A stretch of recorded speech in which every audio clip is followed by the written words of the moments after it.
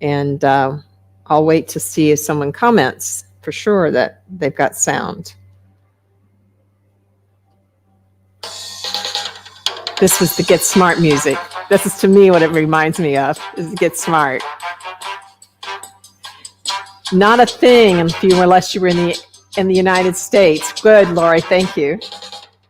Not the thing unless you were in the United States in the 70s. Get Smart.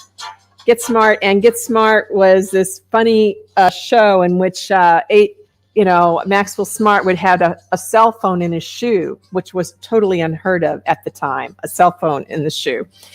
And they also had these things called cones of silence, which are just like perfect in some way for the Feldenkrais method, because we're all about improving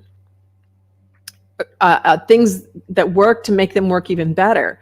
And in this show, they often had things that just didn't work, but they had thought of them and they used them religiously, but they did not work. So one of the things they had was the cones of silence. Yeah, it does have that sort of feel to it, Lori. The cones of silence. And the cones of silence would come down around them and protect everybody from hearing confidential information, except then they couldn't even hear each other. And that, to me, is a little bit like what we're trying to find in the Feldenkrais method. Like, what is it that we keep doing that really doesn't work for us, but we don't even really know that it doesn't work? And there's also then this playful quality to that whole show. That show was just goofy, playful, kind of slapsticky. And also play as a theme in the upcoming summit. So good. I'm glad we're okay for sound now. I'm sorry about that rough beginning. I'm Cynthia Allen. And I'm a Feldenkrais practitioner, a senior trainer in movement intelligence, co-creator of integral human gait theory, and the creator of the Feldenkrais Awareness Summit. And we're getting ready for our 5th summit, our 4th May one.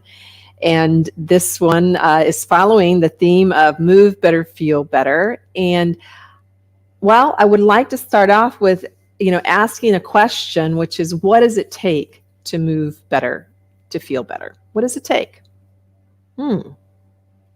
Like, if you're going to answer that question for yourself, maybe you give yourself a moment to think about it. What does that take? Well, a lot of us think it's about exercise, maybe stretching. A lot of people habitually stretch, repeating over and over again, doing a series of exercises or weight training, maybe even practicing speed. And I think, in the Feldenkrais method, what we have to offer, this idea of moving better and feeling better, is something so underneath all of those ideas. We are in this constant dialogue with ourselves in movement.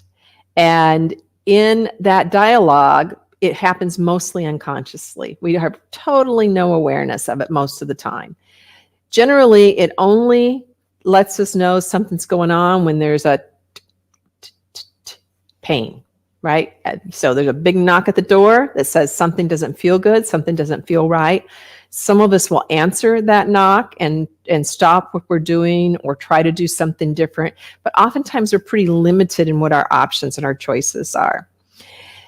So we go maybe to rehab, and they might give us some exercises, some strength building things to do, or we may have learned stretching from someone, or we may have learned foam rollering for someone. But what none of these do is teach us actually how to feel for ourselves what's happening in our body. What are the areas that we are overlooking, that we're overusing? It also doesn't teach us how to actually know what we're doing, how do we move, and then how could we move differently. So typically, we continue to move the same way that we were before, but we do it within the exercise program, within the stretching program, within the weight building program. So what we are about in the Feldenkrais method is, first, lowering the knock on the door for sure. Knock, knock, knock, knock, knock. We want to see that knock, knock, knock go down to knock, knock, knock, knock. I'm not sure I hear the knock anymore. And what that tells us is that the nervous system is feeling safer. So one of our underlying principles is that we want to begin to allow the nervous system to feel safer so that the knocking decreases.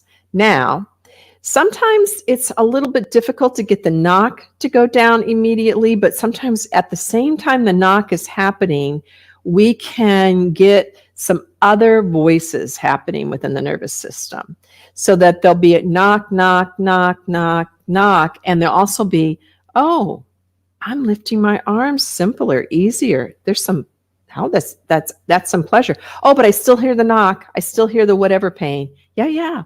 But both start happening at the same time. And then gradually the knocking definitely goes down. So one of our big keys that I think to moving better and feeling better is lowering the tone in the nervous system so that you feel safer. You're actually able to take in new information. You're actually available to learn. Available to learn. So that's a biggie. So then I've just brought in a new word, right? Learn. So learning is pretty big. It's really the difference between just repeating something that you've been shown and then these elements of knowing what you're doing, sensing what you're doing, having ideas for doing something differently. And so for us, it's not really about doing something right or wrong, but it's about choices, about options. And those, as you begin to feel those choices and options in your physical movement, they tend to also start to impact your emotional movement. Now, in the phrase move better, feel better, there's sort of an implication, again, that there might be something not going right. Like most people are not going to try to move better and feel better unless there's something not going well for them. And oftentimes this is a pain or an injury or a disease process. A few people will really knuckle down to figure out how to move better and feel better when they're high performing in athletics or musicians or some other kind of item that really requires high performance.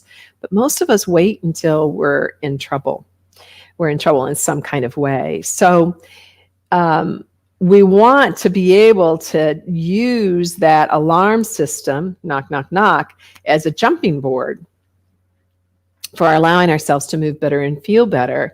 And part of that jumping board is not just the physical movement, but will also be the emotional response to life challenges or difficulties or the pain or the injury.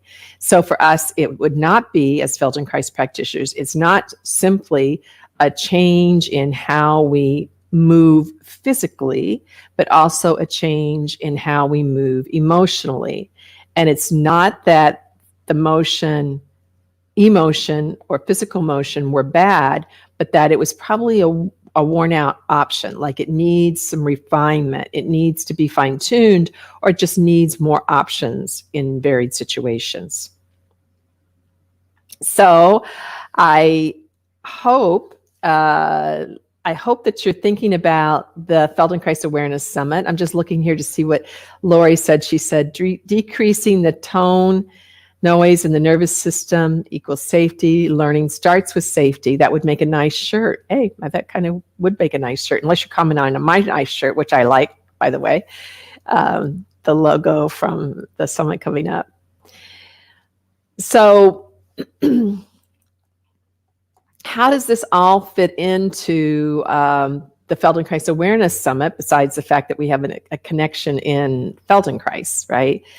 There is a variety of, in that variety of movements, that process of getting to know yourself, you can gradually then go from like strain and effort as your primary means for getting around, just efforting, right? Really working hard at it, to deciding, hey, I'd like to move with more ease. I'd like to have more ease. I'd like to have efficiency. And then maybe even I'd like to have some elegance in my movement. So Moshe Feldenkrais had this quote that we love, which is to make the impossible possible, the possible easy, and the easy elegant. So it's a slope of learning. It's a slope of learning. Now, when we're not learning how to make the impossible possible, the possible easy, and the easy elegant, what we're typically doing is learning how to groove in stronger the habitual thing that we already do, which is not going so well for us. So we're going to get really good at that habit, unfortunately, because that's part of brain plasticity and neural movement. So in the Feldenkrais Awareness Summit, Move Better, Feel Better, starting May 1st, are you registered? First, a lot of you have not registered. You are pretending you have registered. Maybe you think you've registered, but you have not registered. So please consider registering for it. Where would you register for it at? You would register at feldenkrais.com, feldenkrais.com. It's free. It's online. It's May 1st through 10th. And try not to be intimidated by the length of it, because you'll come and go as is interesting to you, as is your schedule allows. Most sessions are available for 48 hours to watch, so you'll have lots of options to figure out when you want to watch things and what you want to watch. And in fact, when you register, we'll ask you to fill out a little questionnaire so we can give you a personalized schedule to help reduce your summit feeling like, oh my gosh, there's so much. We'll just point out some things on that schedule we think you won't want to miss. And you can use it, not use it. You can watch anything you want. It's just our way of just sort of directing your attention, maybe, instead of trying to sort through it all on your own. But then on May 1st, we do have this incredible event. And I am super, super excited about it. Oh, good. I'm glad you're interested, Carolina. I hope you go rushing over there after this is over or while this is happening and sign up. We have 24 hours around the world, around the clock movement on May 1st. I know it's a little bit crazy for a group of people that value spaciousness and not rushing. But, Moshe Feldenkrais had this fantasy in the 70s, while he was still alive the last few years of his life, of offering awareness through movement by telestar, which was the emerging use of satellites to be broadcast around the world all at the same time. And so we're going to do it. And we're not only going to broadcast around the world all at the same time, but we're going to have practitioners from around the world. So it will be 22 different teachers, 22 different lessons, all kinds of different levels of I don't know, we could call it challenge or experience perhaps. And those are marked in the schedule for you with chili peppers. So some are really spicy and some are not so spicy. And how we decided what is spicy and not spicy isn't necessarily based on the physical challenge. It could be the emotional or attention challenge of it. So we know people are not going to watch. I hope nobody's going to watch and do 24 hours of awareness through movement. What I do hope is that you might be able to do 1 or 2 lessons that day. And then the awareness through movement lessons are going to stay up through the entire summit so that you can visit them as you like. And so maybe each day you might be able to do a lesson and watch a talk, for example. That would be my biggest hope for you, that would work out for your schedule.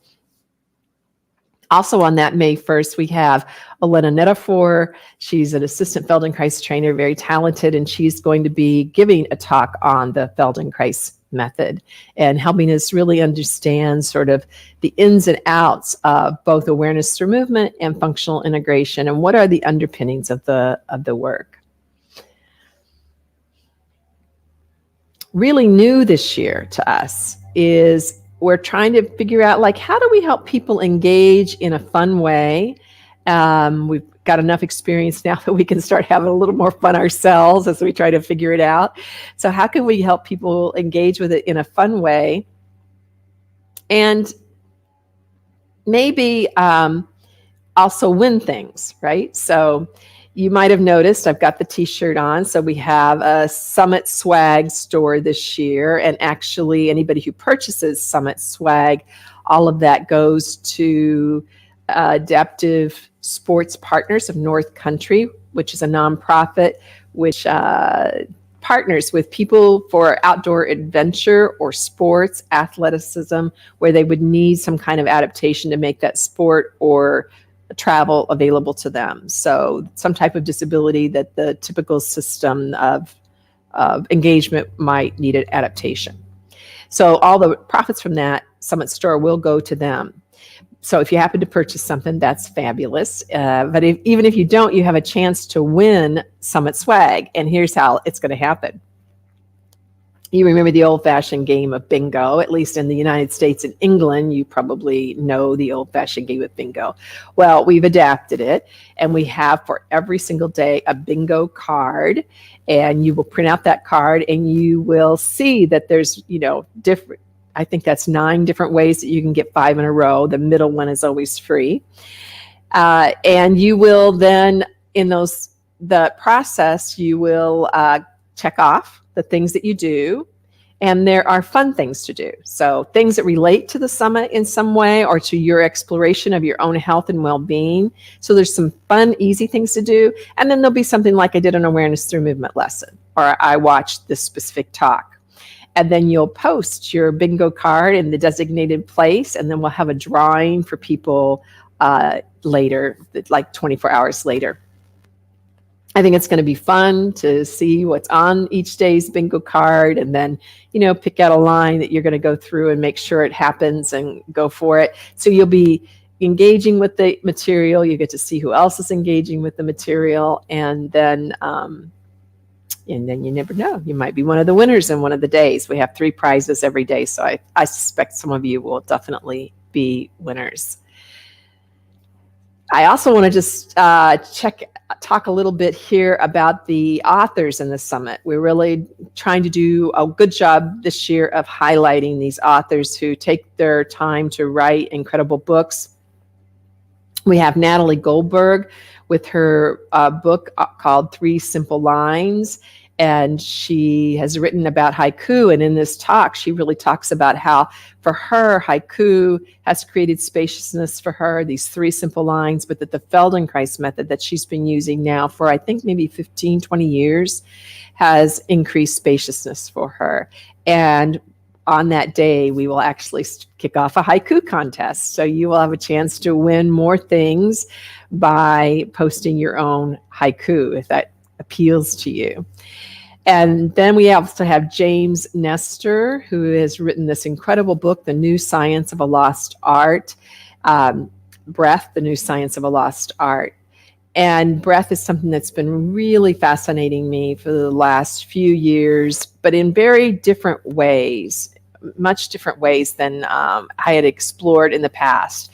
So I've become really interested in the resting tongue position and the shape of the mouth, and how we can explore that in relationship to posture, overall health, but posture, pelvic floor health, walking. It's actually quite indicative in walking.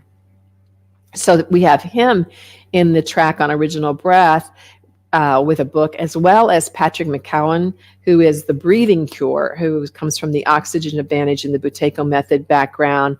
Both of their books are very nice, and Patrick gets into really details for people who have some more significant breathing dysfunctions. Now, we work with those things very different in the Feldenkrais method, but I really like having people in the summit that give different points of view, and ones that I see as different, but not incompatible. If you understand the issues better, I think we can all serve people better or serve ourselves better. And then more along the playful lines, we have Stephen Nachmanovich with his book, The Art of Is, which is about improvising, just improvising in life. How can you improvise in life? That is such a Feldenkrais principle, right? That to be available enough, to have enough curiosity, to ask enough questions, to ask enough good questions of yourself and the situation to make different choices. It's all very clear, very, very interesting information for how to navigate life. Rose, just go to feldenkrais.summit.com. I'm not sure where you're clicking, but if you try to click on your screen of the video, it won't take you anywhere. That's just a banner that tells you to go to feldenkrais.summit.com. So you'll need to go there and you'll be able to register from Mexico for sure. We'd be glad to have you. I think you've been in before, so I know from your name from past summits. And then we have Stuart Hamblin, who has written a book called The Sit Fit Revolution. He is a Feldenkrais practitioner, so he outlines in his book and in his presentation how to use sitting as a jumping board for being active, regardless of what your level of activity is like already. It's a really nice, fine read with very practical information. So I would love to have some questions. Surely there's some people here with questions. I know there's some names I don't recognize here in the comments section. Maybe you have questions either about the summit or about the Feldenkrais method, about your own movement, about your own challenges. You would just put those in the comments within Facebook, I believe how that house works. I know you have to register on StreamYard for your comments to show up for me to know who it is, but I would love to hear them and answer them if possible. So let's see, what else can I talk about while you're thinking about whether you have any questions. This is really super important that you get a chance to ask things. So let's go back a little bit to this whole idea of how we can learn to move better. So, I kind of talked about the first layer, right, of lowering the tone of the nervous system, the noise in the nervous system, as Lori said. And then from there that we could build off of that. So first, you have to be able to have enough availability in the nervous system to learn. Great, Carolyn. I'll get to that in just a second. We have to have enough resiliency in the nervous system to learn.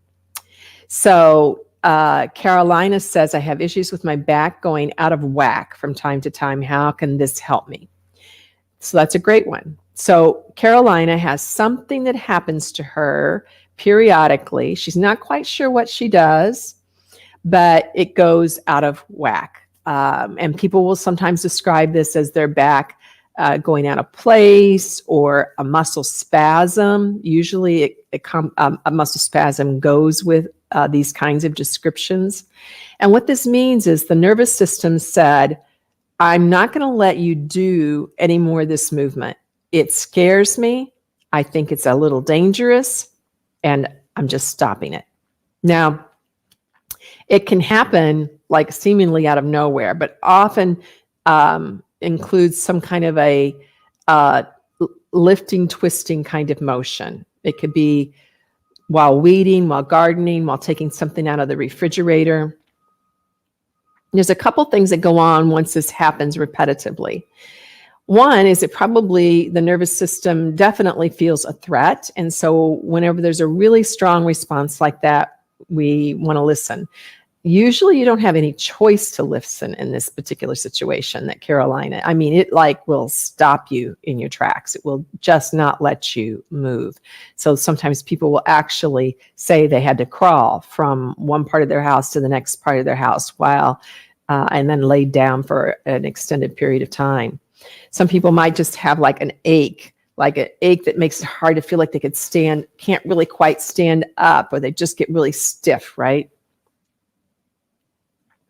So what happens in my experience with something like the Feldenkrais method is that you begin to improve the quality of your movement so that you know further back in the chain when there's going to be a problem. It doesn't happen so close to, that's it, I'm not going to let you move anymore. You notice maybe a twinge. You notice maybe a change in your breathing.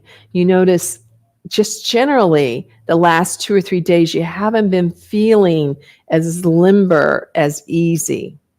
So something starts to back you up in the chain for you to pay more attention.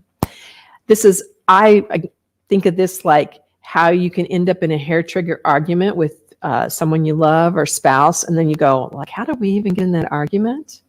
I don't know how that happened. And you will decide maybe next time you're going to notice it earlier. And then you say, look, I don't want to keep going down that road. I want to go, oh, that's that topic. Something went wrong with us in that topic last time. And I know what my part was in it. So I'm going to do it differently this time. Well, it's similar in movement. You go, oh, something doesn't feel quite right. What do I now know about how to get on the floor, do some easy movement, or take the movement in the next moment in a different way? You might be able to feel your feet more clearly on the ground, your butt more clearly on the chair. You might be able to feel how you go to reach forward and how you're doing that in some way that involves the back in a way that's not helpful, and choose something different.